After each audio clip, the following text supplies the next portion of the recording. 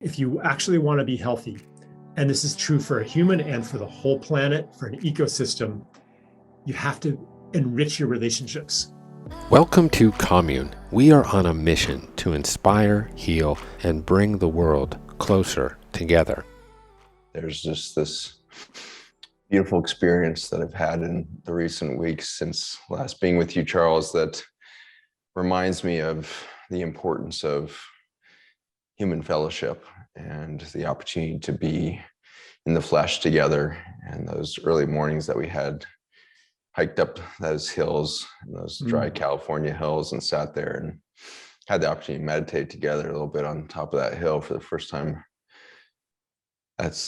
We were kind of in person in that experience, and the richness that comes in hearing another voice and being around another body is such a glorious thing that has been almost forsaken in these last couple of years, as people have found the convenience of what we're doing right now, which is the Zoom kind of interface. Yeah. And so from your perspective, where do we lie as humanity in this arc of finding ourselves in the context of a world that is increasingly trying to create a virtual experience? How do we find the analog of humanity in a digital realm? Yeah, we have to stop gaslighting ourselves, and because as you mentioned that, as you bring me back to that moment, like I touched back in on it, and like I'd kind of forgotten it actually until you mentioned it. I'm like, oh yeah, we hiked up there, we meditated, and when I go back there, I realize that that moment is part of me now.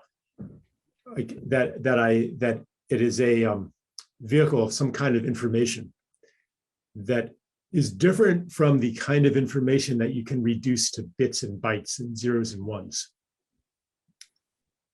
Anytime that we're with somebody in person, like there's so much that reconfigures your body. In fact, like you could say that who we are is the totality of all of these presences. Like maybe first and foremost, the womb, the mother surrounding us, but like throughout our entire lives, and this kind of information, it's like considered, or like during the pandemic, as non-essential.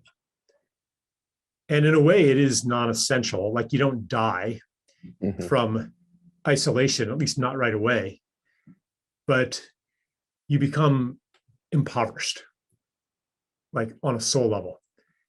And like in this moment, I'm just like embracing the truth of that, and like receiving, like, yeah, like we were together and I received something. And I know that if I just acknowledge that and allow myself to feel the gratitude for that time, then I will hold it precious.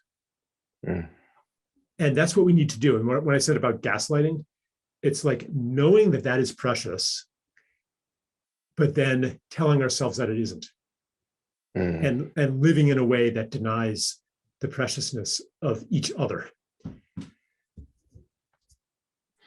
It's beautiful. The experience that I often get when I spend a lot of time in the virtual realm recording content in front of a camera or whatever it is, there's a tendency to get disconnected from that preciousness of myself. In the sense, it's easy to feel like the expression of my soul and my purpose and my dharma and all these things that we're told about is what I project and what I get out to an audience, or what I get out to a significant other, or what I get out to my children. We have this externalization of our resonance, if you will.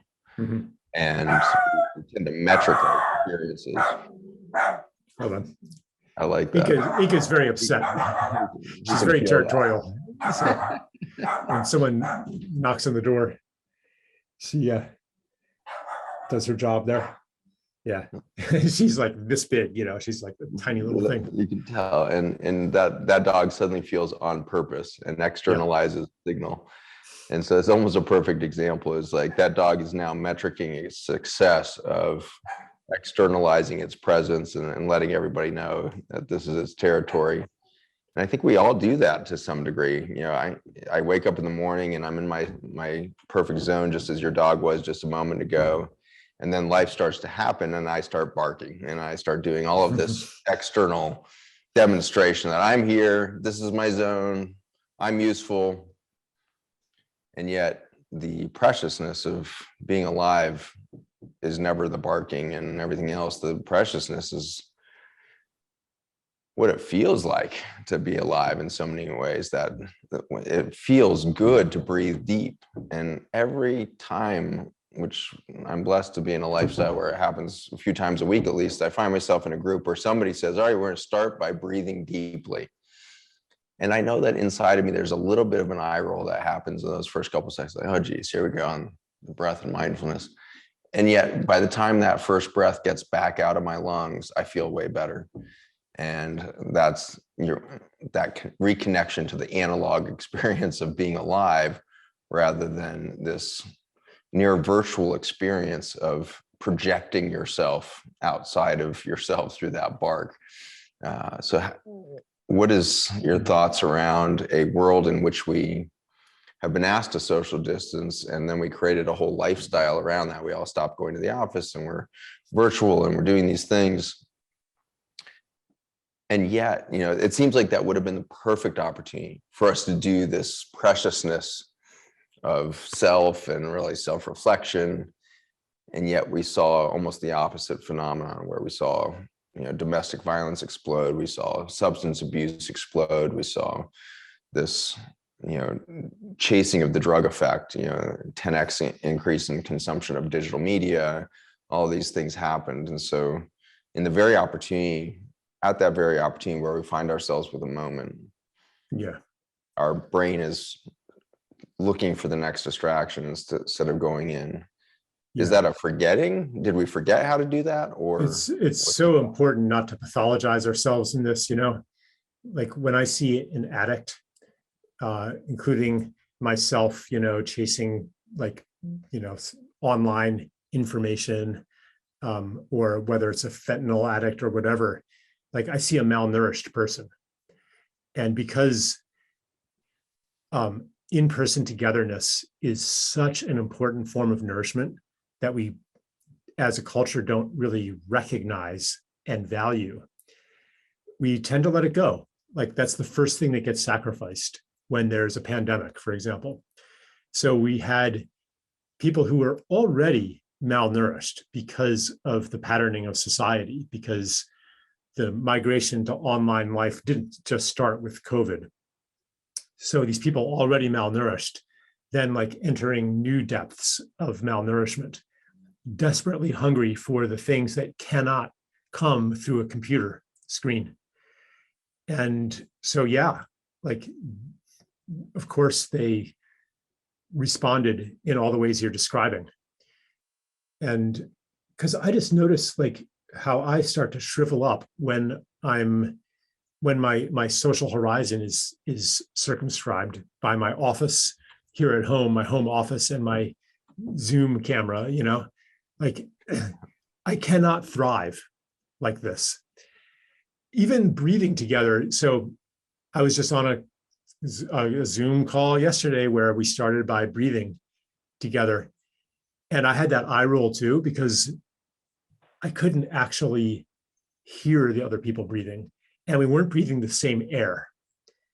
And I mean, maybe there was still something, some kind of nourishment that came from that. But for me, really, it can become a formula. Whereas if I'm embracing somebody and then we're really breathing together. Like that is an intimate experience. You learn something about somebody by feeling their breath that, again, cannot be quantified, and reduced to bits and bytes. And what would our society be like if we were well nourished? And I know that like some of the, I was going to bridge it onto like soil and the microbiome, but I feel like that's a little bit of a stretch. It is coming more into relationship, like physical relationship, but I don't think I want to make that bridge right now. But I feel like it might come into the conversation at some point. Knowing your company. Yeah. I think it's profound. When you start into those first few breaths, what is the reset to this space that we often refer to as consciousness, which actually maybe let's do that aside for a moment. As an aside, we tend to speak about this thing of human consciousness as if it's a thing to reach. And yet consciousness is not the field of knowledge. Like it's not the knowledge field within the universe. It seems like more of an avenue to that knowledge field or something like that. And so what's your perspective on this concept of human consciousness? Because sometimes if we make our goal the achievement of the tube or the conduit rather than the stuff, we completely miss the purpose. Totally. Like this whole thing about raising consciousness, or the idea that some people are more conscious than others, is a misunderstanding.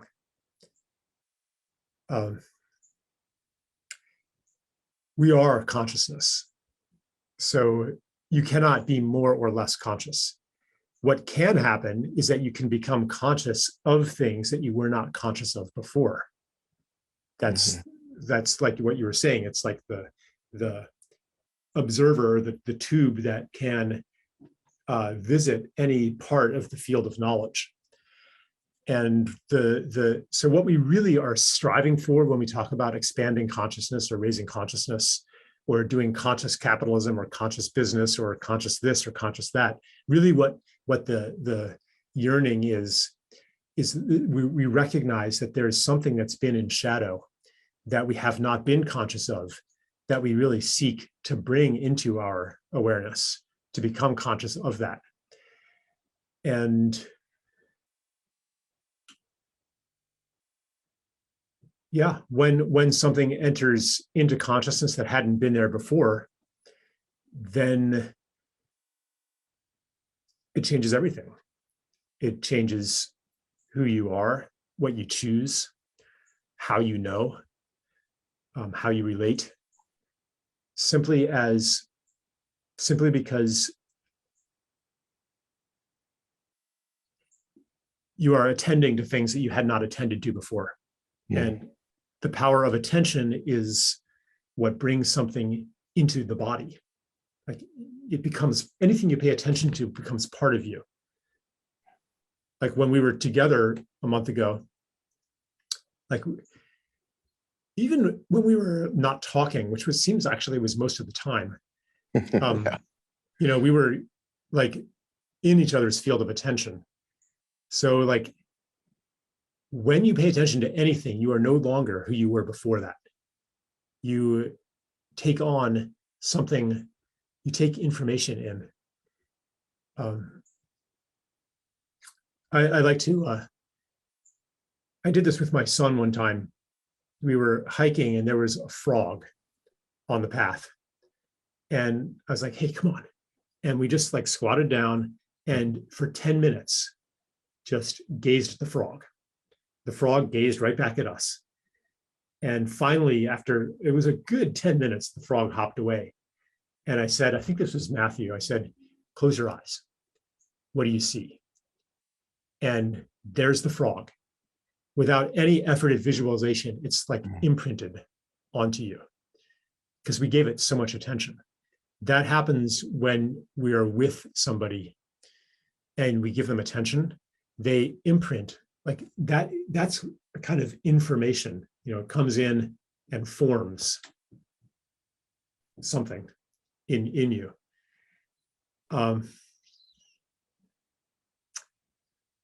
And I guess that is, to talk about consciousness, when we become conscious of things we had not been conscious of, then that new, like whole new realms of information can come in and form us. And I don't know, I'm feeling like we're getting pretty metaphysical here, but I guess I just want, the calamity of the last couple of years, ultimately it's because we didn't value this kind of nourishment and this kind of information. It's sacred. Each other. Like, what is sacred if not each other? And the other, not just human other, each other. So I'm picturing you and your son walking down the path, and as you're telling the story, it's extremely easy for me to experience not only the sense of camaraderie that you always get when you're on a path with somebody and you're walking to a destination that's understood but not focused on. And I like that experience where you're on a path and the path is going to end up at the destination, at the top of the mountain or back at the bottom of the mountain. And so you get to tune out on the goal because you have a trust that the path was designed to get you there. And in that trusting that the path is laid, I think we could start to understand our lives that way in a lot of ways. And that instead of stressing about, oh my God, what's my purpose? Why are we here? What's going to make this a useful life? And then, the world is so eager to show us all the check marks that we have to reach and what the goals are.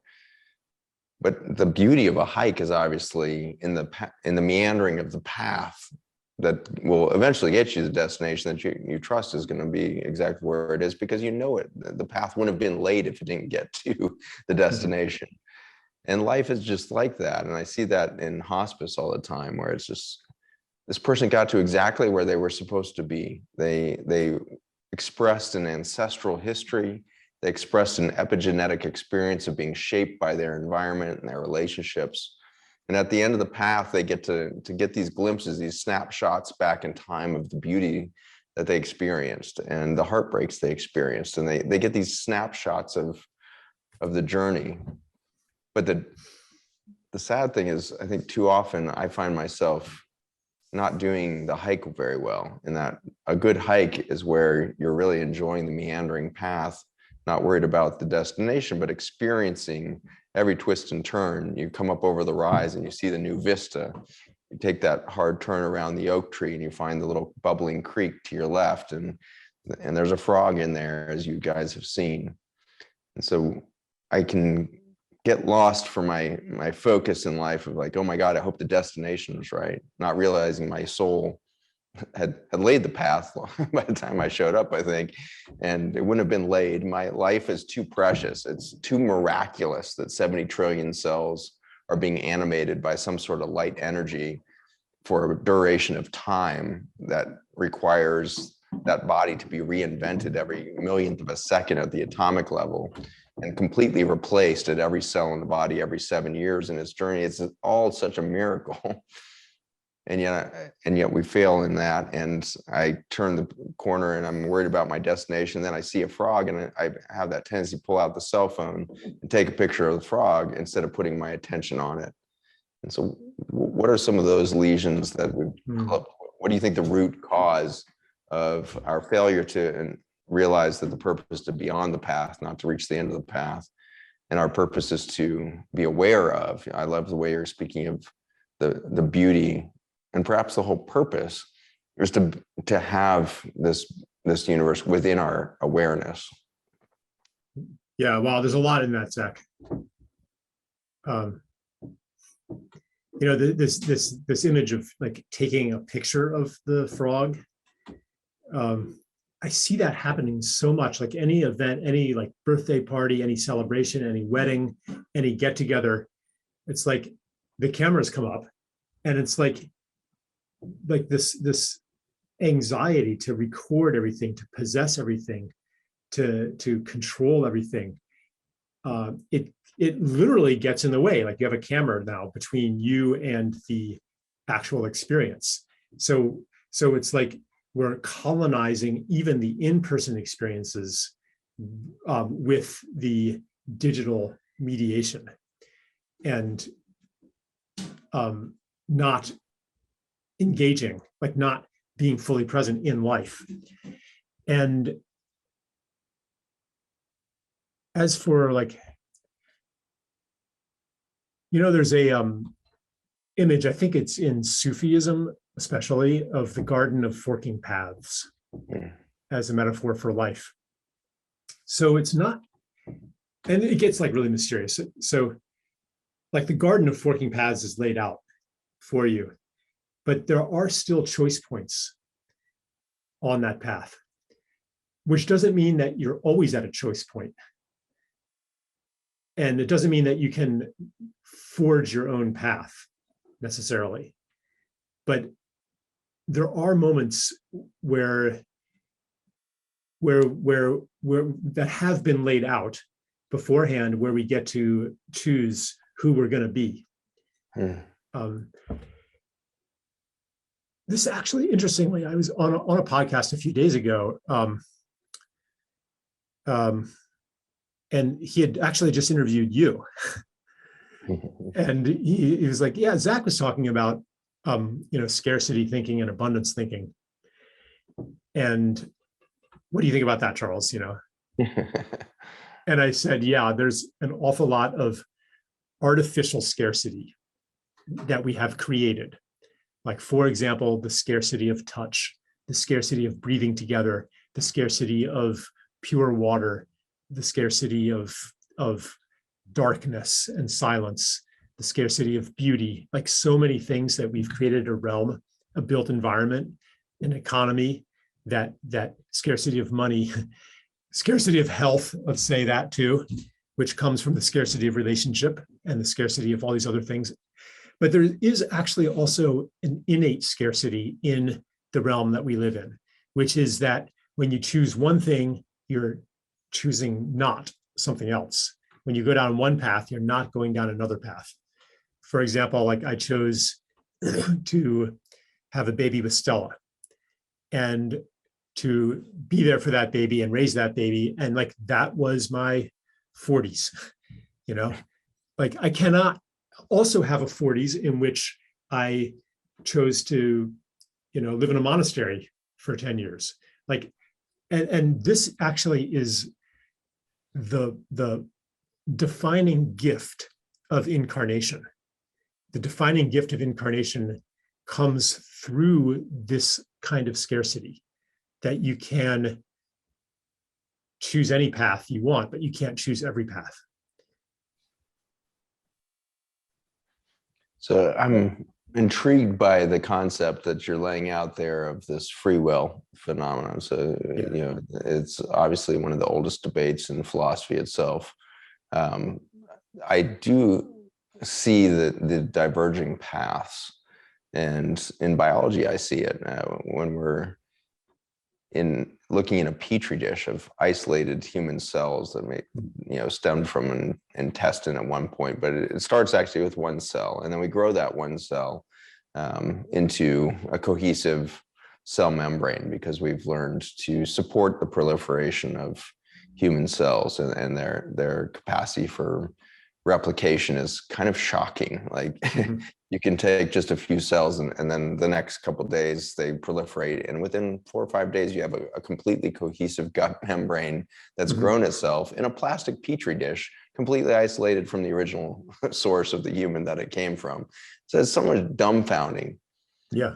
That biology has a knowledge of its purpose, a knowledge of its identity, that can manifest in a complete void of the previous experience or the previous cosmos of a true human body that it existed in, and it can exhibit so much of its original form. And so there's this forking path in some ways of a cell. Am I going to repair? Am I going to proliferate? Am I going to dissolve and do this apoptosis, cell suicide thing? So there's forks in the path that are biologically laid out and are very deterministic. Does the cell have the choice to fill the petri dish? Does it have a choice to proliferate, or Well, what if it's a stem cell? It doesn't even need to be, interestingly, but a stem cell gets really complicated, right? You got all kinds of forks in the road now. Yeah. You could be a liver cell, you could be a brain cell, you could have all these opportunities for these pluripotent cells. And yet at the moment that it goes from stem cell to kidney cell, it's taking a fork in the road. Did it have a choice to become the fork, the kidney, or was that ordained by a prescription, if you will, of the environment around that stem cell? And so did the stem cell have it? This could get super philosophical, because then we can start talking about, quantum particles and why does it, it seems to me that quantum particles make a choice. It goes through this slit or that slit. The uranium atom decides to decay or not decay. And we name that choice acausality or randomness. But from the perspective of the atom or the electron, it could be making a choice. And when it makes one choice, it can no longer make the other choice. That's the Pauli exclusion principle or something like that. Yeah. But given that exact example, the moment that we observe the particle, it changes its behavior. And so right, it's through relationship. That's the vehicle of choice. It's relationship. In quantum mechanics, it's measurement. And with a cell in the body, why does one stem cell decide to become a liver line and another one something else? It's because of the relationship it has to I'm sure you know more than I do, why, but it's in response to something. That's right. Yeah. And I think this ties back into, in many ways, where we started, which is, remember when we were together, and then the experience of, oh yeah, we kind of forgot about what it felt like to be together.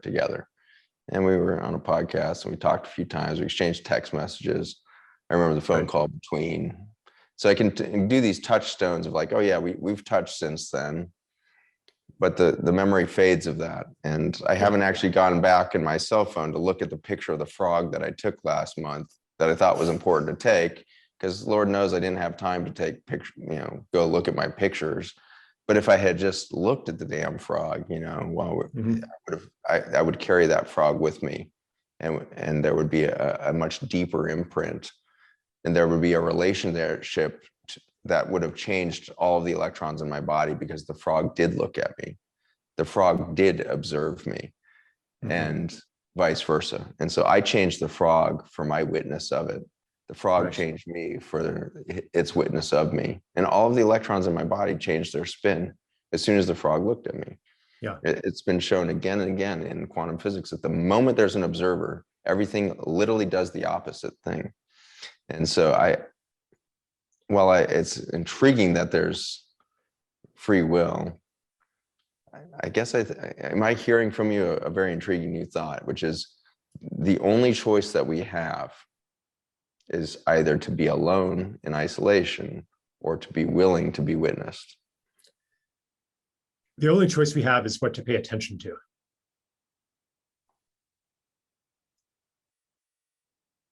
Which maybe comes down to the same thing. Yeah.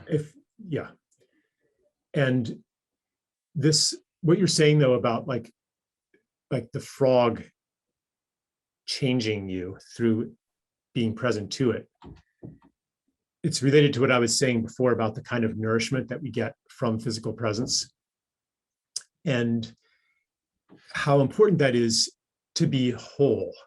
In other words, to be healthy, because what we are is relationship. we're not separate beings having relationships.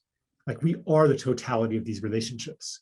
So when we wall off most of the physical world and all of its subtler dimensions from ourselves and retreat into an insulated box, only trying to let in the very few things that we recognize as nutrition, the things that we can measure in a laboratory, for example, then we're actually starving ourselves.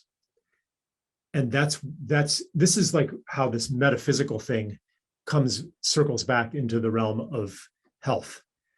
Like if you actually want to be healthy, and this is true for a human and for the whole planet, for an ecosystem, you have to enrich your relationships. And it could be relationships to bacteria, could be to soil, could be like I'm working with one project where they're preserving like the last biocorridor between the Andes and the Amazon, which is threatened with development. But there's like one 200-mile gap in the development belt where animals and plants and energy and information can still flow. There's no roads. Like, and that actually keeps both the Andes and the Amazon alive. And so like this is the general principle, that it's kind of the opposite of the conventional idea that life is a war of each against all, so you can preserve your health and security by controlling more and more your perimeter. And, Boy, that's the perfect description of the immune, our previous belief about the immune system. Mm-hmm. We thought it was a battleground to sterilize the human body. And the human immune system, we named human because we thought it was like this distinct identity that was the opposite of everything else. The purpose of the human body was to, and then we start doing genomic sequencing of the entire human body in the last 10 years to find out that there's a rich microbiome in every single organ of the body, including your freaking brain. There's bacteria and fungi and yeast that are in your brain when you're healthy. And so our whole concept of the human immune system is literally dissolving in front of our faces to show us that the immune system is an orchestration of relationships to maintain balance that pushes for a constant state of biodiversification rather than sterilization. Yeah. And so you're just, I'm very intrigued with what you're saying right now, because you mentioned human health as the result of this connectivity, this ever-spreading opportunity for relationship. And it seems a critical moment for us to consider, as you said, the planet or a human and its health. We sit here at this ecological crossroads that you've written deeply about, obviously. And your new book, Coronation, is really looking at, in some ways, the rupture of our awareness that the fabric of everything is relationships. And we developed this fear mentality based on a narrative that there was a virus that was going to take down humanity. And your work at the beginning of that journey for us, somehow, through your gift of, truth channeling, you've figured out how to find the future in your own knowingness now. You described in your essay, Coronation, this phenomenon of an elevated awareness, this elevated conscious experience where the conduit of consciousness suddenly can bring in new information via the virus. And so I love that reframing of the last 2-year experience that you did at the very beginning for us. But now in hindsight, as you look back, what's come true in that experience for you, and what perhaps has become even more heightened in your awareness? Yeah. So I invoked the idea of a coronation as an initiation into sovereignty. When somebody is controlled by unconscious forces, by their shadow, then they're not in sovereignty. Same thing with a society. So the pandemic revealed things to ourselves that were not easily visible before. And therefore, it brought a choice that had been unconscious into consciousness. Or you could say it placed us at a juncture at the Garden of Forking Paths and said, okay, here's the future that you have been careening toward, a future of where progress equals control, a future of where each person becomes a medical object, a future of technological totalitarianism, a future where we become more and more separate from each other as we retreat into our insulated boxes. That is where we have been headed. And here's what it's going to look like. Do you want to go there? Here's your choice. So it doesn't rescue us from the road that we've been headed down, but it illuminates that there is actually another choice that we could make. It shows us that there's another path. And if we are, so this is why I ask, okay, what are the conditions of a choice in a different direction? And part of it is to become aware of things we hadn't been aware of before, to take in that information, including the information of the preciousness of human interaction, of the flesh, of breathing together, and of all the stuff you talk about too, like the understanding that health comes through relationship, that bacteria and viruses are not only pathogens, but also many other things, that they are, in some circumstances, allies in a resetting of the body and a clearing of accumulated metabolic wastes, that they can also be conduits of genetic information that bring knowledge of the environment on the genetic and epigenetic level into the body, so that we can evolve with the environment. Like they are many, many things. And when we fully receive that whole range of information, from like the intellectual, scientific stuff to the information that you get from a hug, and we say, yes, I accept this information, then the conditions of the choice change. Because what was in shadow wasn't only like the bad stuff. It was also like we weren't fully aware of how precious touch is. And maybe now it's just like when you have a brush with death and you realize how precious life was.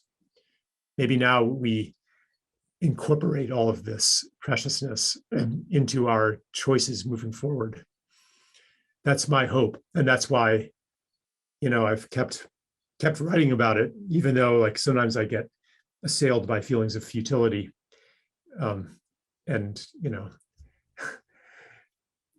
Anyway, that's a whole other conversation, but yeah, thank you for asking. Well, I think that the tendency for us, as we become aware of the ecological situation that we've created, we've depleted or severely depleted 97% of the arable, farmable lands in the world. We have polluted the oceans to create dead zones at the mouth of most of the big rivers that equate to massive amounts of hundreds of square miles of dead oceans. We've wiped out the majority of the coral reefs of the planet in over just a few decades. And so we can see this on the news, we can watch documentaries, and that futility that creeps in to your voice, when you start to wonder, is my voice even doing it? Are we moving the needle? We can all look out there at that and wonder at, is it even possible at this point to avert this sixth extinction that we seem to be in the midst of now? Is it possible to turn this behemoth of a $50 trillion global economy? Can it even be moved? Is it even possible?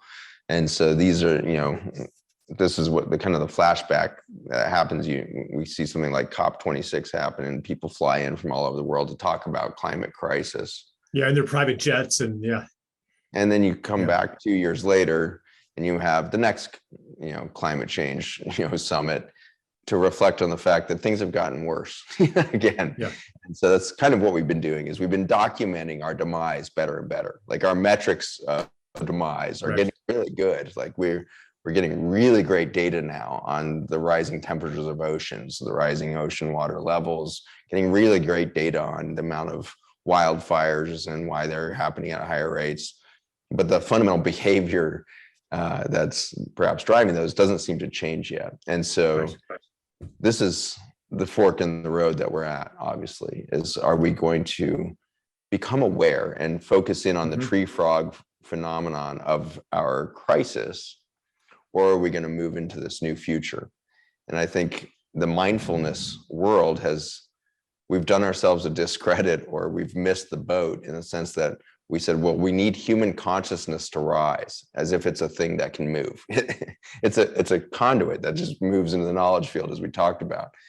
And so in the mindfulness world, we need to learn how to do self-love. And so we need to drum up that sense of self-importance. And that lasts for about 7 seconds, the little neurochemistry of like, oh, wow, I feel good in my breath. And you get that little glow for a minute after your yoga class. And you're like, okay, boy, look at how much I love myself. I love myself so much that I'm going to take myself to Starbucks. I'm going to get my favorite beverage there to reward myself. And so self-love, just like human consciousness, cannot be the goal, because it is not a thing. It is actually an experience. Both are an experience.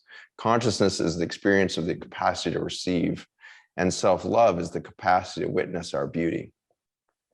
If we see the tree frog for its beauty, we experience love for the frog and perhaps for all of nature.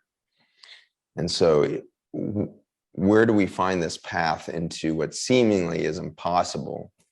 How do we suddenly resolve it into the hope that I feel when I read your essays? When I read Coronation, I literally have these goosebump experiences over and over again. Like, we are so freaking close. It's right here. I can feel it. Charles has got his finger literally on the pulse of the wrist of an organism that is called human. And he's sensing the pulse, and he can feel it, and it's alive and it's bounding. And there's an imagination that's tied to that pulse that has a creative capacity to create that future. And then I step away from your book and the world comes back in and futility returns. And so how do we stay connected to that hope? Yeah, let me tell you about the source that I channel into the writing that gives you that experience. Because I can look at the hopeless situation as well, like all of the data, all the metrics, forest death, ocean death, all this kind of stuff, the power of the global elites, the power of the economy, the financial system. When I'm in that reality, which is fully available to me on my computer screen, every single bit and byte of it, then hope is totally irrational. But when I am with my son, Philip, and who's 17 and still likes to cuddle, we touch, I have my hand around his shoulder. We look into each other's eyes. We're really present with each other. In those moments, I know that a more beautiful world is possible. And I know that there is a path to get there. I know it. When a couple weeks ago, I was in this amazing cuddle session with another human being, and we were just breathing together. That conveyed information into me that is also part of this knowledge. When I can name so many experiences, and none of them actually involve being on a computer screen, that communicate to me in a different way that, no, Charles, you're not crazy, actually. What you're seeing is real. I can't, my challenge is to somehow translate that knowledge. I can't actually translate it into logic. I cannot translate it into an argument. But sometimes my connection with that knowledge, it comes through in my voice. It comes through even in my authorial voice in the written word, because we're communicating all the time in ways that conventionally we don't recognize as communication. Like if you can convert it into bits, into pixels, into numbers, then that's considered knowledge. That's considered like you've transmitted knowledge then. But where I'm sourcing from and what I'm also trying to communicate, and you do this too, Zach, like you have a very unusual presence that people, like you could say almost anything and people would still receive something important because of where you're speaking from.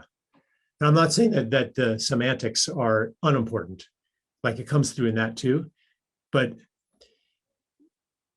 you know, a lot of people can articulate all kinds of fancy ideas and back it up with all kinds of evidence. And then somebody else can come along with equally sophisticated arguments and another set of evidence. This has happened during the pandemic. Like it happened, like, how do you know who to believe? How do you know? I mean, unless you have your own laboratory and do the research yourself, which actually you do, but most of us don't. Like, how do you know? Ultimately, it comes down to something that's not rational. Like, why do I trust this person and not that person? It's because of these other signals that are physical, that they are material, they are analog. And that's why it's so hard to stay sane when you're immersed in a virtual reality, because you're not getting these other signals. And when we're all immersed in a virtual reality, we become vulnerable as a people. We become susceptible to manipulation because we don't have access to the gut, blood. A lot of it's the blood, actually. It's the organ of perception of truth, the blood, and then the heart listens to the blood and then radiates that knowledge out. So like we don't have access nearly as much when we're immersed in digital reality to these more reliable sources of truth. So powerful what you're saying there. And it took me back to another, probably the coolest thing that happened in the entire time together. And I didn't know at the time that it was the coolest thing that would happen that weekend because it seemed so flippin' benign. But what happened was we were in this day-long meditation. And it was not some beautiful, bucolic setting. We were basically in a double car garage or something like this, I think, that had been turned into a nice quiet space for us to do this group session of 30, 35 people in this room meditating together over a full day. And you were sitting about 6 feet to my right. And there's this beautiful moment where I suddenly felt you and I turned and looked at you and you smiled at me and I smiled at you. And that lasted as we looked into each other's eyes for maybe 3 or 4 minutes, it felt like, which was probably could have been 30 seconds, but you had that kind of extension of time where it felt like this deep experience as gazing in your eyes. And then we just went back to meditating. And that evening you said, "Hey, Zach, you remember that moment where you looked at me and deep in your eyes?" I said, "Oh my God, that was so beautiful." And I'm sitting there reliving it. And you said, "The really weird thing about that is you had your blackout mask on. You couldn't see me. And yet we had this experience where we suddenly felt each other and we looked into each other's eyes. And I was flipping out that because I knew you were right. I was like, oh my God, I had that on all day.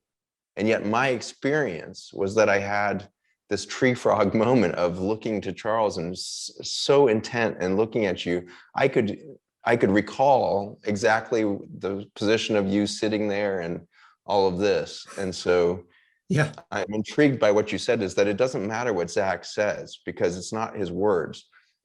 It's the presence of each other that knows each other, that knows where the information is coming from and revels in that shared experience of the awareness of it. And so I got into a place after so much meditation that I no longer needed my eyes to see you.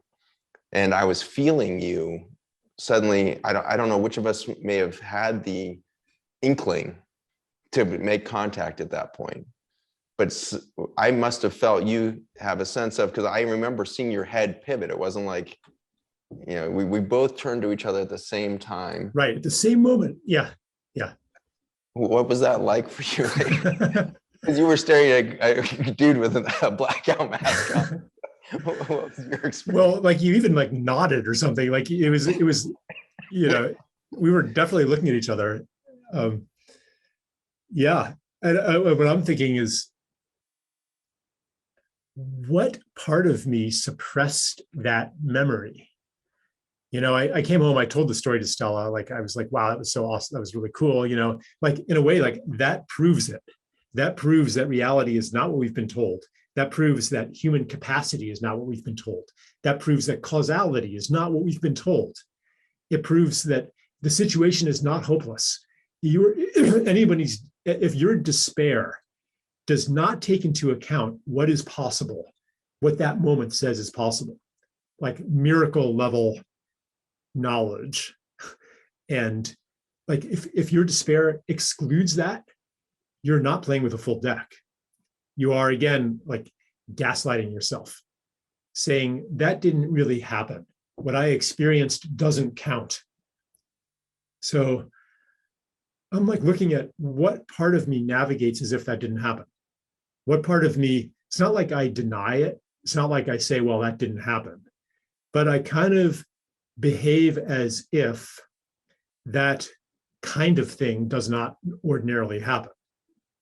Like, why do I accept that? I mean, there's a kind of scarcity too. Yeah. And I don't have an immediate answer to my question. It's not a rhetorical question. It's not like a question I'm using to beat up on myself. What's wrong with me? What? No, it's like, why am I navigating life in ignorance of things like this? And what would happen if I really took it in as possible and really trusted those experiences? Like, because that experience was information, but I'm not fully letting that information in. There's like some kind of barrier to it.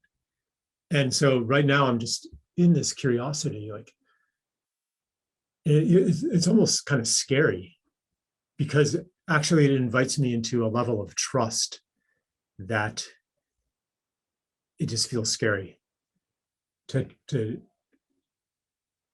trust. I will turn my head in the right moment. I can, like, because I like sense something. That's it. Yeah. That's it.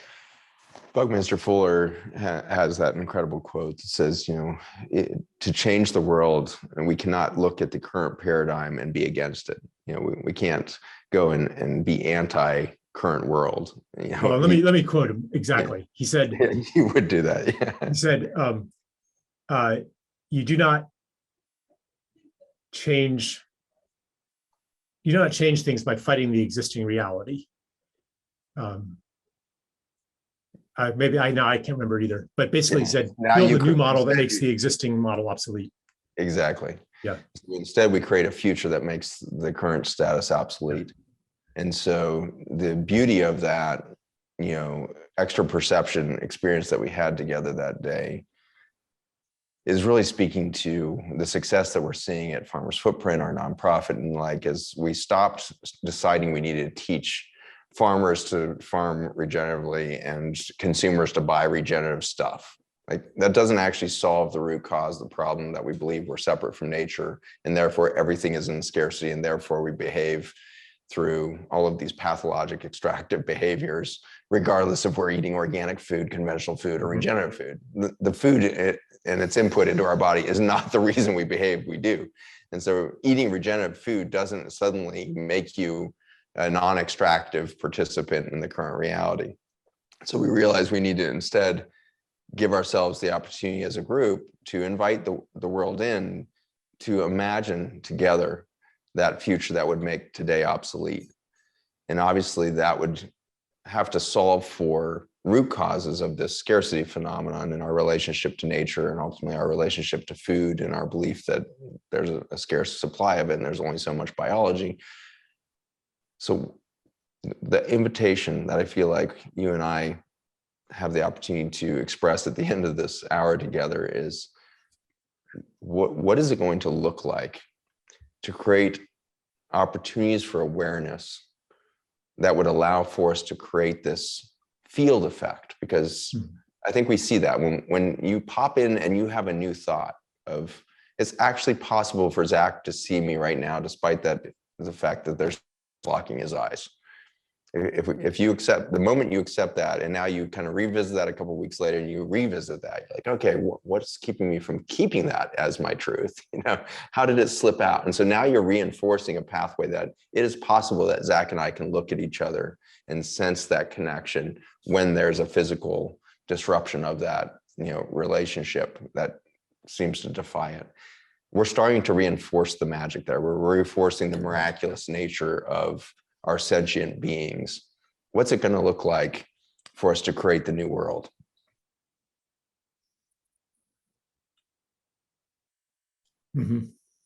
How do you think we're going to, what is a model that would be useful in spending time together as humans?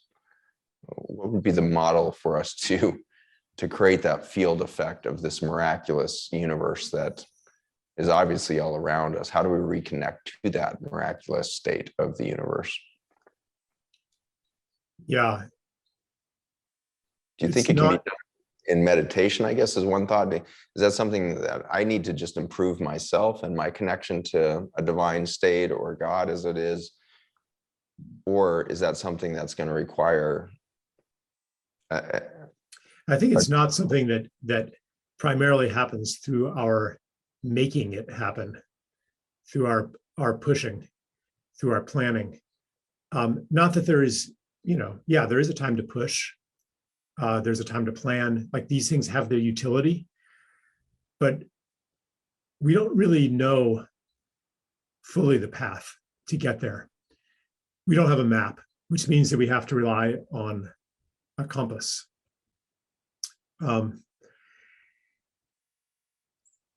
So, like, for example, you were saying, like, you're not, you know, trying to teach the consumer to eat a certain way or teach the farmer to farm in a certain way. You don't have to, because you're aware of, like, this attractor state that everybody wants to move to anyway. So for me, it's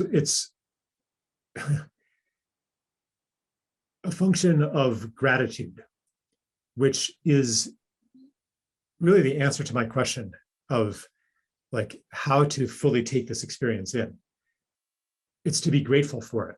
Like, gratitude is the full reception of an experience or knowledge, which is different from, like, the achievement mentality that wants to take credit for it. That's actually ungrateful.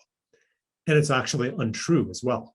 Yeah, critical. Like, yeah, like the knowledge that I speak from, it's not my knowledge. You know, I did not create the experience of gazing at that frog, or, you know, being present with my son. Like, that was, I said yes to it, but I didn't create it. It was given to me. And we have a potential paradise here on Earth that you and I have seen, and many others have seen, that coexists with, I won't call it a hell, but coexists with the far from ideal state of the world right now. The path toward that future has been given to us. And our knowledge that such a path exists has been given to us. So the more that we can enter a state of gratitude, the more fully we receive that. Therefore, the more persuasive we are as spokespeople for that, because when you speak from something you know, then you are compelling. You know, like, there's no doubt. Like, people know you're not bullshitting when you're describing something you've actually seen, something that has actually come into you and can speak through you, and then you're inspiring. So yeah, it's not about, like, any of the technologies of control by which we try to make things happen. It is happening through us. And gratitude is the key to unlock that. So good right there. I think that that's where we'll wrap. There's this, I think I want to come back to that moment of your knowingness. When you look into your son's eyes, you know that there is a viable future for humanity that is integrated into nature in a way that has stopped being extractive and it becomes co-creative. We start to see ourselves not as consumers, but co-producers and co-creators with a universe that is already so confident in the paths laid that there's no worry for us as to what path are we going to find to a sustainable future. Path is there. We're going to have to relax and start to hold the hands of one another and take the next step on the path together, and let that sense of fellowship welcome in this possibility that all we have to do is receive that future now. There is no doing the future. We have to receive the future. Yes. It will emerge from the fellowship that we hold in our shared awareness of the fact that we are being human, which is to say that we are the penultimate sensory processing unit that nature has developed on this planet that integrates the information from 1.4 quadrillion bacteria within us, 14 quadrillion mitochondria within us, all feeding back information and energy to a central processing unit that finds patterns to recognize beauty, such that in seeing the beauty, we will experience love.